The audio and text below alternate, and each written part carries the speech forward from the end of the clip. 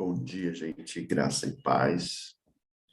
Estamos aqui para mais uma aula nossa sobre as cartas do Novo Testamento. E hoje vamos dar início à nossa conversa sobre segunda carta de Pedro. Segunda carta que Pedro escreve. E dando sequência aqui às nossas aulas. Deixa eu ver aqui, Giovanni está chegando também. Tem mais alguém aqui no YouTube para estar com a gente?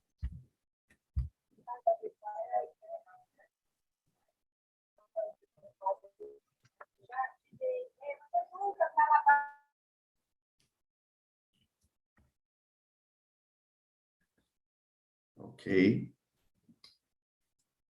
Então, vamos dar sequência aos nossos estudos sobre as cartas do Novo Testamento e hoje a gente segue falando sobre a segunda carta de Pedro.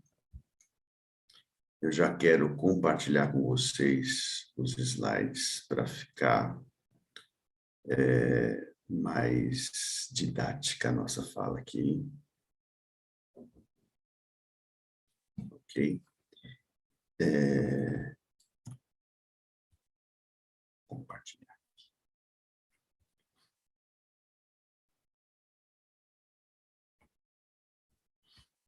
Ok.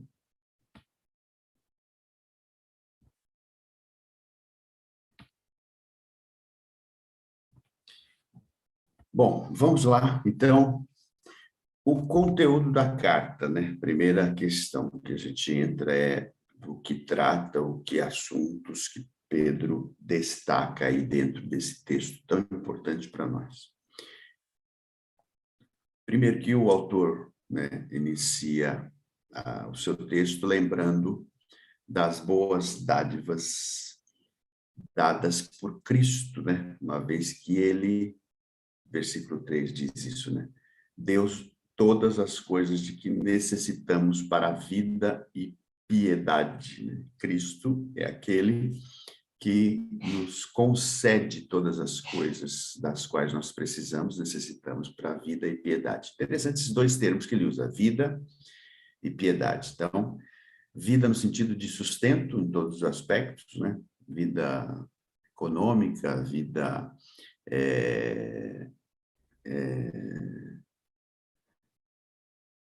de relacionamentos, né, emocional, no aspecto emocional, vida no sentido de quem a gente é enquanto pai, enquanto filho, enquanto pessoas que transitam pelas cidades ou pelo campo, o que a gente faz, vida no todo sentido, e piedade no sentido de temor, né? Porque às vezes a gente confunde esse termo como se piedade fosse dó, né? Não é incomum a gente ouvir pessoas falando, tem de piedade de nós, é como se tivesse dó de nós, né?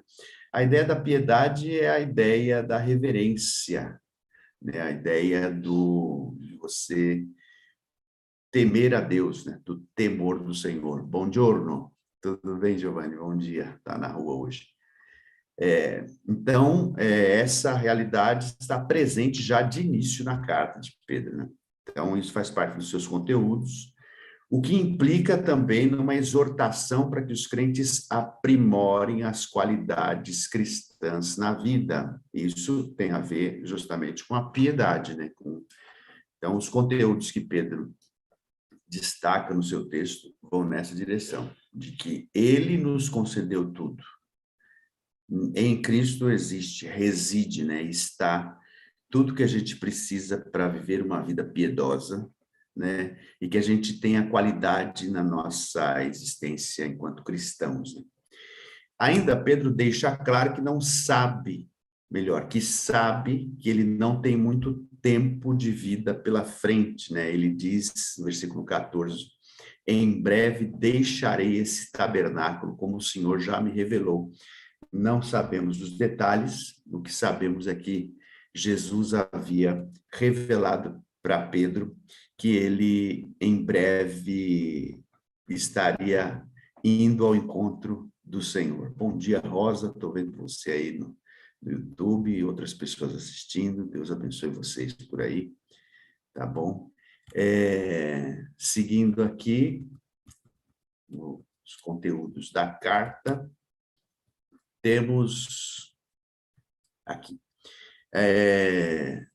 Ele, então, sabe que o tempo dele na Terra é breve, né? E ele deseja que seus leitores sejam capazes de se lembrar da verdade. É muito interessante, porque quando a gente olha as Escrituras, né, textos, se me permitem um minutinho, vou pegar uma Bíblia aqui para ficar mais didática a minha fala, também misturando com os textos bíblicos.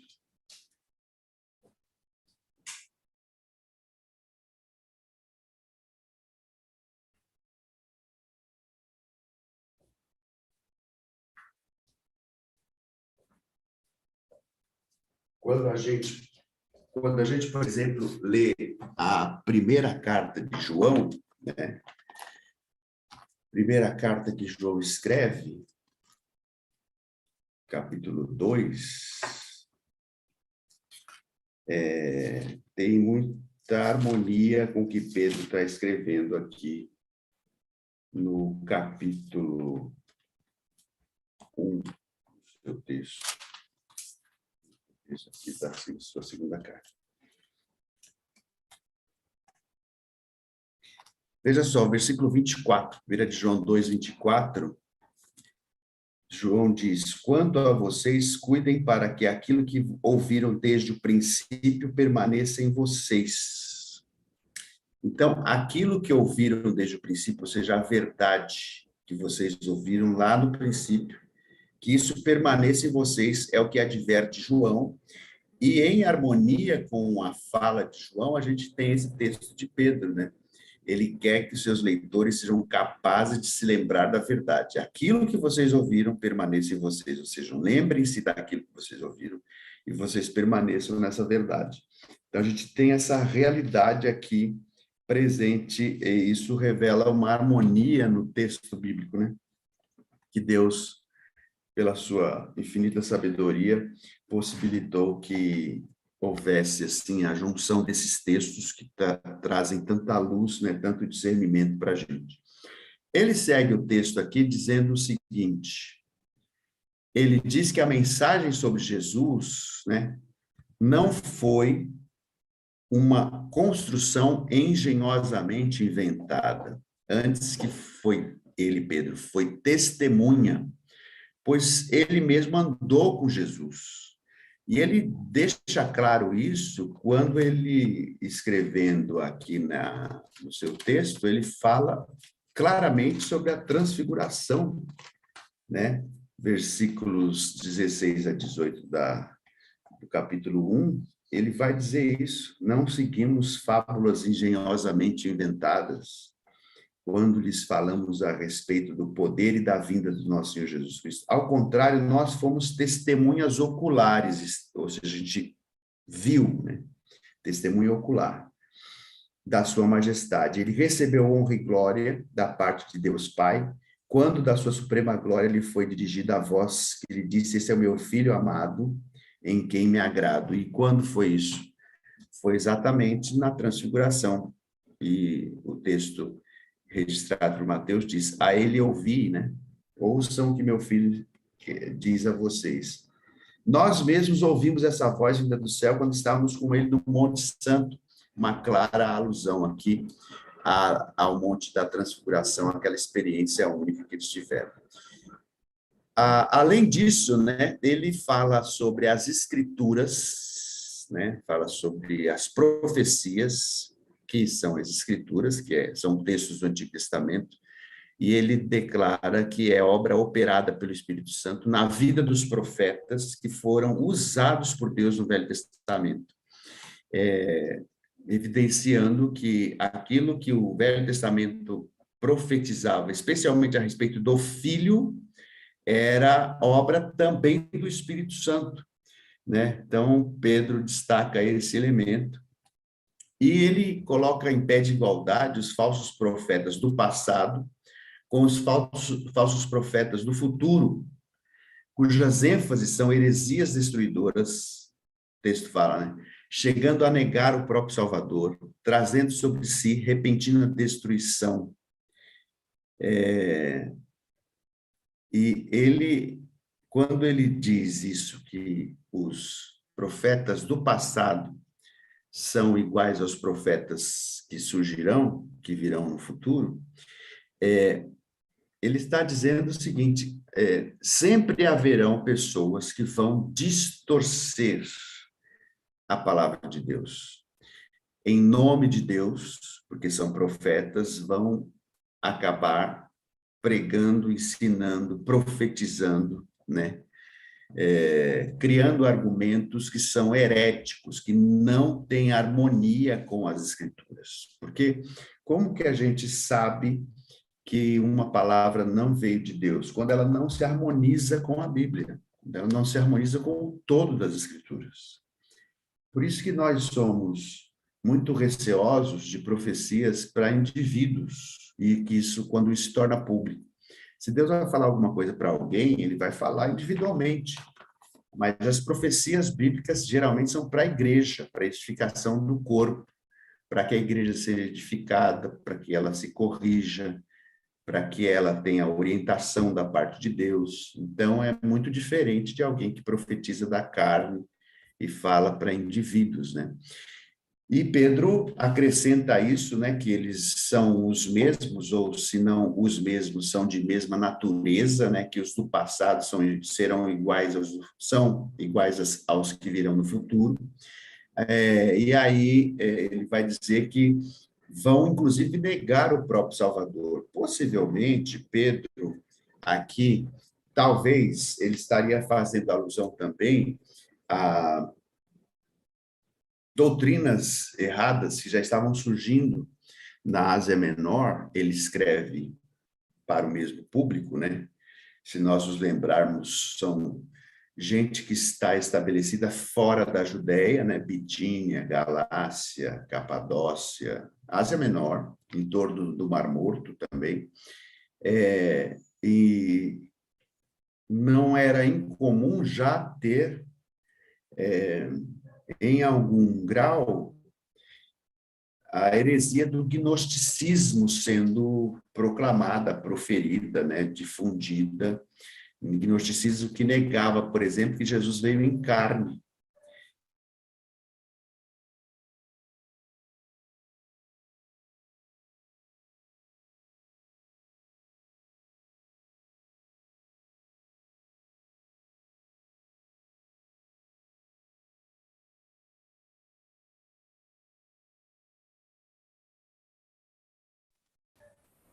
Retomei aqui, espera só um pouquinho.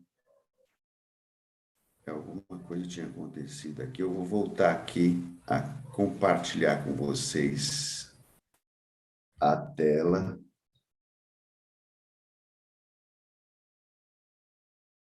Deixa eu ver se vocês vão me ver agora.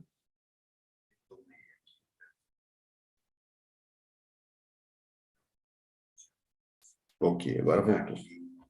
Compartilhar com você. Agora voltou. Deu um pane aqui, não sei exatamente o que aconteceu. De repente, alguém tentou entrar no Zoom também, aí pode ter dado esse problema. Bom dia, Sueli, estou te vendo aí. Deus abençoe. Bom, voltando aqui à nossa fala, agora, continuando o nosso raciocínio aqui. Dentro do gnosticismo, não existia assim, espaço para as coisas materiais, por exemplo, eles só privilegiavam as coisas do espírito, digamos. Então, não é impossível que Pedro também estava apontando esse problema presente lá naquele ambiente da Ásia Menor, né? E aí, as heresias podem ser também, quando ele usa esse termo heresias, pode estar fazendo alusão também a essa espécie de pré-gnosticismo, porque à época ainda não tinha um gnosticismo de formação mais sólida, mas ainda já haviam nuances do que seria aquilo que seria combatido por João, por exemplo, em suas cartas. Por Paulo, quando ele escreve aos Colossenses, por exemplo. E, além disso, né, quando a gente olha aqui para os versículos iniciais do capítulo 2, ele fala também sobre que negam o soberano, que os resgatou, trazendo sobre si mesmos repentina destruição. E, se vocês perceberem, negam o soberano que os resgatou, né? Então, era gente da igreja que, em alguma medida, estavam envolvidos com as coisas da igreja, que né, distorcem esses ensinos e acabam migrando para outras realidades e trazem sobre si mesmos repentina destruição. Muitos seguirão os caminhos vergonhosos desses homens e, por causa deles, será difamado o caminho da verdade. É muito interessante isso, né? Porque a heresia tem realmente esse poder de desviar da verdade, né? É uma, digamos assim, um atalho do diabo, um atalho de Satanás para tirar os crentes do caminho. E isso é muito comum, inclusive nos nossos dias, onde existem muitos gurus, muitas pessoas que se dizem detentoras de determinada revelação de Deus, enfim. Mas Pedro já falava sobre esta realidade. Seguindo, né? Ele também, nos seus conteúdos, rememora que Deus julgou os anjos e julgou as pessoas ímpias das cidades de Sodoma e Gomorra, mas salvou Ló, né? Por exemplo, ele salva Ló daquele estado de coisas em que estava a cidade onde ele morava, né? Deus salva os piedosos e mantém em castigo os ímpios para o dia do juízo. Os versículos iniciais do capítulo 2, ele vai falar exatamente isso. Ainda ele vai falar sobre os falsos mestres, né, que são arrogantes, serão castigados por suas condutas irracionais, guiados por instintos, serão corrompidos por sua própria corrupção. E assim, quando Pedro fala isso, a impressão que temos é que ele está falando para a gente que está na igreja, né? Então, a impressão que temos é exatamente essa, que ele está falando para pessoas que estão na igreja, que, em alguma medida, exerciam alguma liderança e, por isso, serão castigados por conta das mentiras que tem proclamado, né? Porque uma coisa que Pedro preza, e todo o Novo Testamento, na realidade, é a permanência na verdade. São falsos mestres, ou seja, são pessoas que ensinam, mas ensinam coisas que não são da parte de Deus, e sim da parte da sua própria carnalidade, né? Tanto que serão corrompidos por sua própria corrupção, já são corruptos do coração e isso vai levá-los à destruição.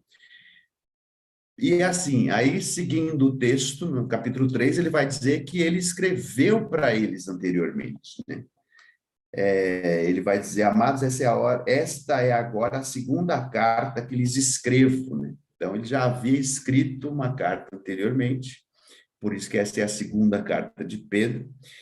E no versículo 2, ele vai dizer que a intenção da carta é lembrá-los dos ensinos dos profetas e de Jesus, transmitidos a partir dos apóstolos. Aí está 2.2, mas na realidade é 3.2, capítulo 3, versículo 2. A intenção da carta é lembrá-los dos ensinos dos profetas e de Jesus, transmitidos através dos apóstolos. É muito próprio isso, porque isso reforça aquilo que geralmente a gente fala na igreja, né, quando estamos ensinando, das palavras, né, proferidas no passado pelos seus profetas, do mandamento do nosso Senhor e Salvador, que os apóstolos vocês nos ensinaram. É aquela ideia de que não há novidade no Evangelho. São velhas verdades que são sempre rememoradas, né? Então, o Evangelho não se abre para inserir coisas, ele já está pronto. O conteúdo da verdade está pronto. Ele, claro, nós estamos vivendo no século XXI, por exemplo, em que muito distante de Pedro, de Paulo, de Tiago, enfim, dos autores do Novo Testamento, e que dirá do Velho, muito mais distantes ainda, mas o todo das Escrituras, ele é a verdade, né? A palavra de Deus. Então, o que nós vivenciamos hoje é uma realidade que fechada, digamos assim. Não existe novidade no Evangelho. O Evangelho são velhas verdades, que transformam velhas vidas em vidas novas. Então, são velhas verdades que transformam velhas vidas em novas vidas, né? Então, a gente vai ver textos como Colossenses, que Paulo vai dizer que ele nos tirou do império das trevas e nos colocou no reino do Filho do seu amor, que nos trocou de roupa, né? O que a gente tem que se revestir, né? De uma nova roupagem, uma vez que a gente agora é do Senhor. Então, essas verdades, elas são para sempre, né? Então, quando a gente lê aqui, nesses versículos iniciais do capítulo 3, que a ideia é que Pedro quer despertar com essas lembranças a sua mente sincera para que vocês se recordem das palavras proferidas no passado, ou seja, verdades que já foram proclamadas no passado pelos santos profetas e do mandamento do nosso Senhor e Salvador Jesus Cristo. Tanto os profetas do Antigo Testamento quanto as falas de Jesus devem ser sempre rememoradas. Então, são essas velhas verdades que renovam a vida da gente e que têm poder para transformar velhas vidas em vidas novas, né? Fica muito claro isso para nós. Pedro destaca que zombadores surgirão nos versículos 3 a 7, né? Dentro dos seus conteúdos, ele também destaca isso, que esses zombadores vivem suas paixões e acabam se perguntando de modo zombeteiro, de modo irônico, né? Mas o senhor não disse que viria logo e até agora não apareceu, o que que aconteceu? Então, isso não isso também foi uma realidade. Pedro está escrevendo 30 anos depois, mais ou menos, da ascensão do Senhor. Então, a ideia anterior era que Jesus, uma vez que ele morreu e ressurgiu dos mortos, se nós lembrarmos desse período que ele fica mais ou menos 40 dias reaparecendo aos discípulos, ele morre, ressuscita. Aparece a Maria, aparece aos discípulos, aparece aos de Emaús, aos que estão caminhando em direção a Emaús, aparecem a pessoas as mais variadas. E depois ele é elevado aos céus. Quando ele é elevado aos céus, a ideia que se tem é que ele vai voltar rápido, né? Ele está às portas. Mas o próprio Jesus falou: eis que presto venho, eu venho logo. Quando João escreve o Apocalipse, lá em de Patmos, tem aquela experiência de arrebatamento, ele diz isso, né? Eis que presto venho, eis que eu venho rápido, eu volto rápido. João, por exemplo, talvez tenha escrito o Apocalipse na última década do primeiro século, ou quem sabe um pouquinho antes, e ele já está mais distante do que Pedro escreveu o seu texto. E já era mais, assim, já havia passado mais tempo. Jesus até então não havia voltado. Na época de Pedro, já se zombavam dessa realidade. Alguns começavam a dizer o seguinte: mas ele não vem mais, né? Eles estavam, na realidade, dizendo isso, né? O que aconteceu com a promessa da volta do Senhor, né? E aí Pedro vai esclarecer o que é essa realidade. A vinda do Senhor é certa, ponto. Ele vai voltar. E isso tem que ficar claro, tanto para os seus leitores como para todos os demais, né? Que Jesus vai voltar, que essa é uma realidade da qual não se pode fugir. Para além disso, a gente sabe, ou Pedro deixa claro para nós, que Deus conta o tempo diferente de como nós contamos o tempo. Então, O modo de contar o tempo para Deus é diferente dos modos como nós contamos. Se a gente observar aqui nos versículos 8 a 10, não se esqueçam disso, amados. Para o Senhor, um dia é como 1000 anos, e 1000 anos como um dia. Então, se nós... É interessante essa medida que Pedro coloca, né? 1000 anos. Até surgiu, né, uma corrente dentro do cristianismo, sei lá quanto tempo atrás, que dizia que Jesus ia voltar nos anos 2000, porque Pedro disse que 1000 dias, um dia para o Senhor era 1000 anos, e 1000 anos um dia, e, enfim, aí como estava... E assim, todo final de milênio, também no final do primeiro milênio, teve muitos movimentos messiânicos dizendo que Jesus estava voltando. E aí, com a vinda do ano 2000, também muita gente achava que Jesus estava voltando, mas Pedro não falou isso, ele só disse que Deus conta um tempo diferente como a gente conta. Primeiro que Deus é atemporal, e ele estabelece para si mesmo o seu tempo específico de retorno a esse ambiente da terra para levar embora os seus. Então, a gente não pode ter essa ideia, né, de que dá-se para fazer conta dizendo quando Jesus vai voltar. Isso aconteceu no Brasil, na Coreia, em alguns lugares aí, muitos movimentos dizendo que todas as profecias indicavam que Jesus estava vindo, especialmente coisas ligadas às desgraças humanas, destaque para as guerras, né? Então, a gente não pode ficar impressionado, porque desde sempre houve guerras. Por exemplo, a partir do século IX, a Europa passou pela peste bubônica, matou ali milhões de pessoas, a peste negra, né? Foi acontecendo até o século XIII, assim, milhões de pessoas morreram, né? Um terço da Europa foi dizimado. O que que os cristãos diziam? Que Jesus estava voltando, né? E depois a gente vai ter outras situações bastante atípicas, como, por exemplo, a Primeira Guerra Mundial, que aí muitos cristãos vão dizer é o final dos tempos. Jesus está voltando agora. Mas a Primeira Guerra Mundial, ela teve uma característica bastante peculiar, porque ela foi uma guerra que aconteceu no campo, né? As áreas mais atingidas foram as áreas rurais. O pior problema foi a Segunda Guerra Mundial, que foi nas cidades, né? Hitler, né, com a invasão da Polônia, depois com todo o espalhar das suas desgraças, né?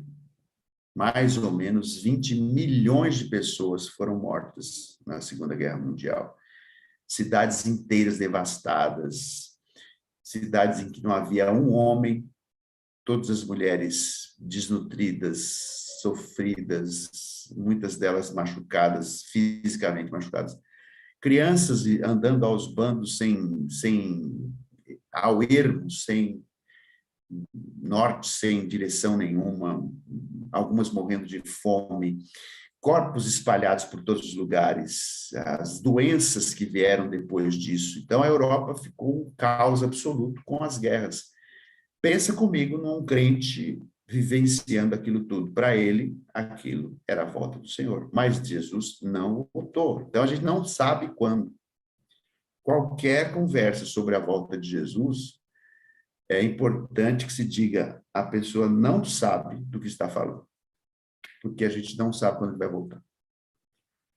É uma coisa que eu digo para minha filha, por exemplo, quando ela era pequena, ela sempre perguntava, por menor que fosse o trajeto de carro que a gente fazia, ela falou, está chegando, está chegando. Eu dizia para ela o seguinte, olha, está mais perto do que estava. Então, eu acho que é uma boa resposta, né? Quando ele vai voltar? Olha, não sei, eu sei que está mais perto dele voltar do que estava o ano passado, por exemplo. Então, essa é uma realidade que Pedro vai dizer, vai pontuar, porque havia gente que estava zombando sobre a segunda vinda. E aí, a segunda vinda também, né, dentro desses conteúdos de Pedro, a expectativa da segunda vinda, na realidade, serve de base exortativa para um viver piedoso. Versículo 11, ele diz, visto que tudo será assim desfeito, que tipo de pessoas é necessário que vocês sejam?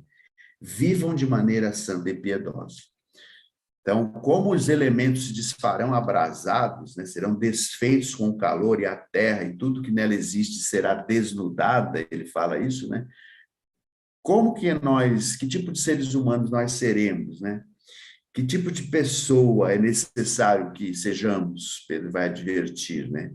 Viver de maneira santa e piedosa, esperando o dia de Deus, apressando a sua vinda. Ou seja, a ideia aqui é a seguinte: se a gente vive em temor diante de Deus, em alguma medida, o mundo serve para isso, né? Para o mundo, o caos que existe no mundo, ele tem os seus problemas, os seus defeitos.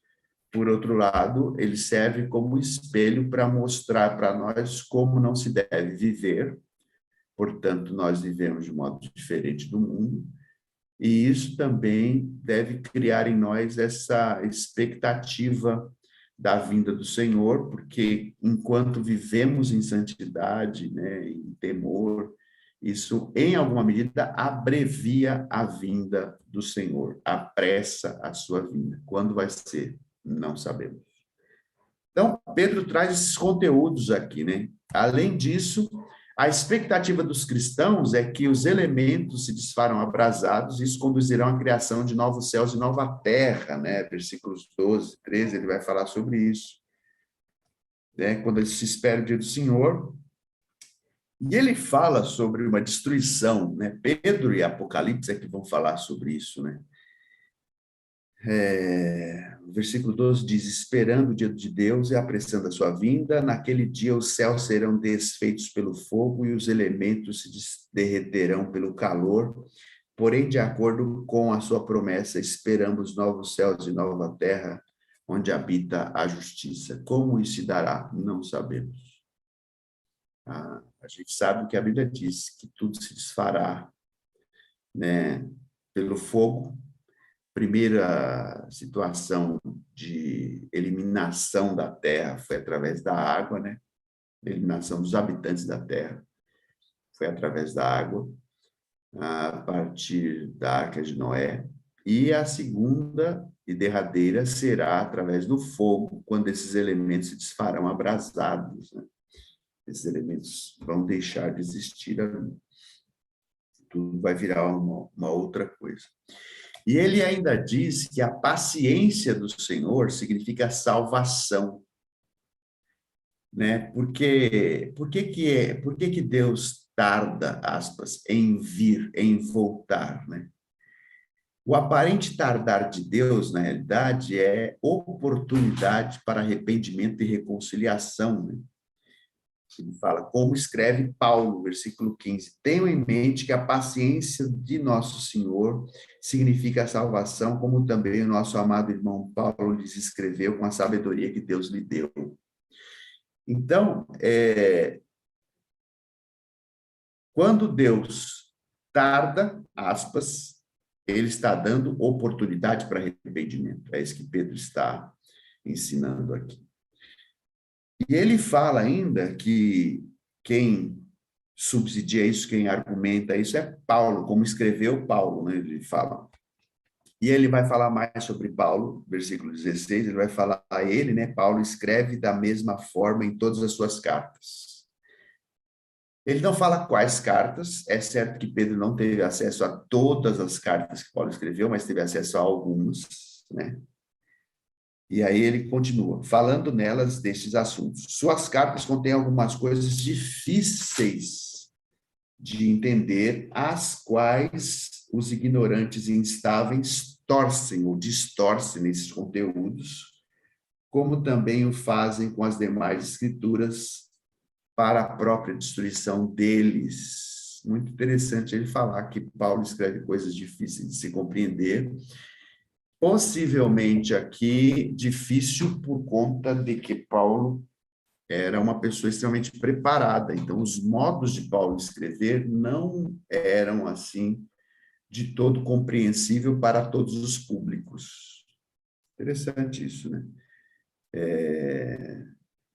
O jeito da escrita de Paulo a formação de Paulo dava a ele uma capacidade na escrita que o distanciava da maioria dos seus leitores imediatos. Da maioria não, mas de muitos leitores. Agora, a ideia não, alguém pode perguntar, ué, mas a ideia não era comunicar a verdade de modo mais claro possível? Sim, ele fez isso, muitas vezes, do modo mais claro possível. Mas até hoje, há muitas coisas que Paulo escreveu que a gente não sabe exatamente o que ele queria dizer com isso. Porque ele escreve de um modo difícil algumas coisas. E Pedro está se referindo a exatamente isso. E como ele escreve algumas coisas de modo mais complicado de ser compreendido, alguns mal intencionados distorcem a fala de Paulo e, com isso, eles estão trazendo sobre si mesmos condenação, né? Porque eles querem, em distorcendo o que Paulo escreveu, por exemplo, eles acabam vivendo uma vida segundo o que querem, não segundo a orientação da palavra de Deus. Isso causa, certamente, um problema de um modo de caminhar na fé, né? Então, esses modos de caminhar na fé são comprometidos porque a pessoa distorce a palavra de Deus, distorce o que Deus está falando, que ele revelou a partir do seu texto, instrumentalizando Paulo, por exemplo. E Pedro vai falar sobre isso. Interessante.